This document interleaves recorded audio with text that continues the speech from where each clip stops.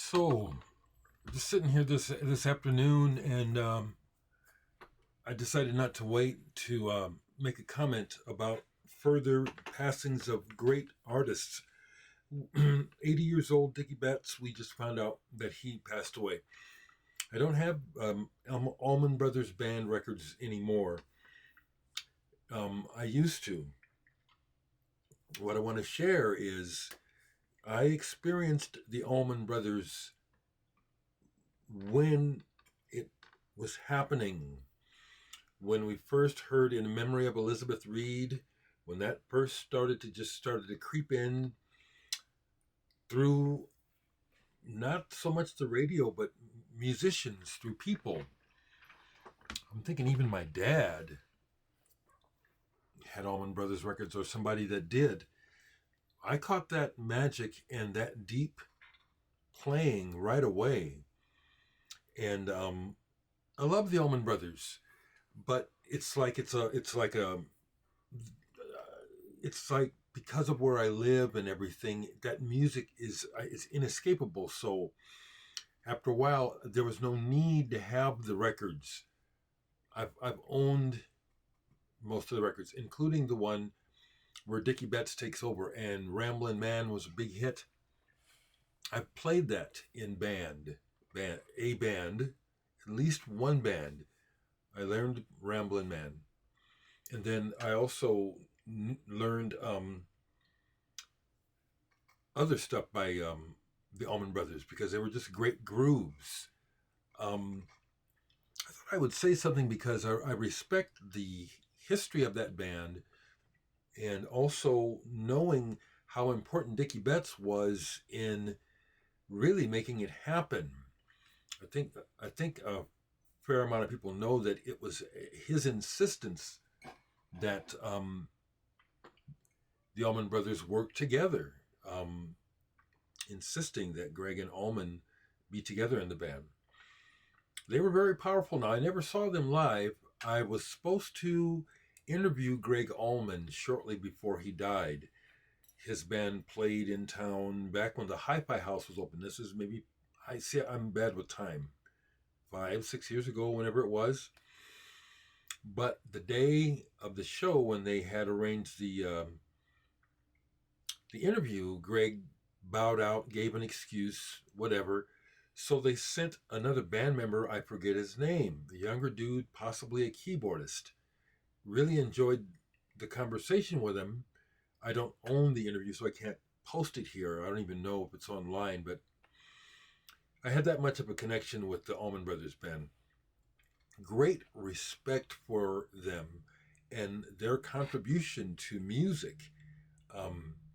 I do recognize the Allman Brothers as truly one of the greatest rocking bands that could just jam and take it. Now, see, here we go. I don't need to do comparison, but I will. In the same framework that the Grateful Dead did a lot of improvisation, and sometimes they could really hit a hot spot. In contrast, it appears that the Allman Brothers Band could just whip it up like that. And with the Grateful Dead, to my experience, they were more cerebral. It didn't always have the funky jamminess. It did in its own way. So let me stop there. I really felt like I'm just sitting here today and absorbing this. Besides reflecting still on Graham Naismith's death in Pell Saints, unfortunately, I heard today that my good friend Randy Lemasters, who released Digital Sex single as well as My World is Burning, his mom passed away today. Now, I knew it was coming because he had to put her in hospice not that long ago. But my heart goes out to Randy and really all people, dealing with death. It's hard, but Randy is a deep feeling person, very emotional, takes things personal. We've talked about this a lot because of my background in psychology, where I try to encourage folks to use the 4 agreements. And he's just admitted, I'm wired like this. Stuff takes me down or takes me up, and I can barely get ready for the hit. So I know he's really feeling bad today, losing his mom. Last thing before I go is I'm kind of perplexed about people wanting to buy the music and having problems with PayPal. I don't understand. And I use Venmo. For a minute I was on Zelle, then I discontinued it because I felt like I'm not going to use this. This was for one thing with my sister, so I'm not going to sign back up on it. And I can't process credit cards, and I don't really want to look into it. I'm sorry. Maybe I'm doing myself a disfavor by not trying harder to make the music more easily available. But to me, it seems like it's available. The other thing is that if you really just want to listen to the music, you can stream it online. You can listen to it on Bandcamp. You don't need Spotify. Everything on Bandcamp can be listened to. I would appreciate the sales, but I don't know how. I don't feel like I need to really do anything further to make it easier.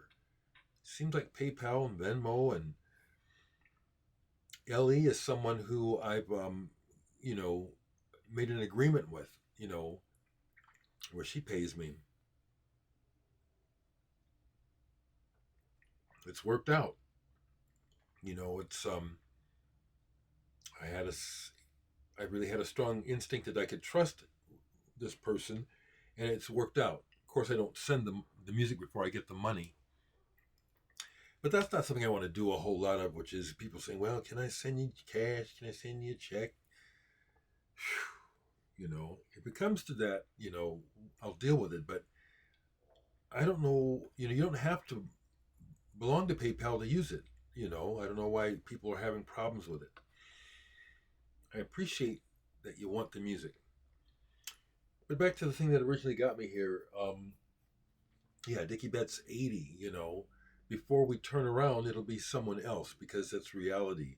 And in time, it'll be us, each one of us. It'll be our time to go. So I just wanted to say that I have a lot of respect for the Allman Brothers Band and everyone in it. And love the fact that Jai Johansson, or whatever his name is, the black drummer, the two drummers, I loved that was how that went down.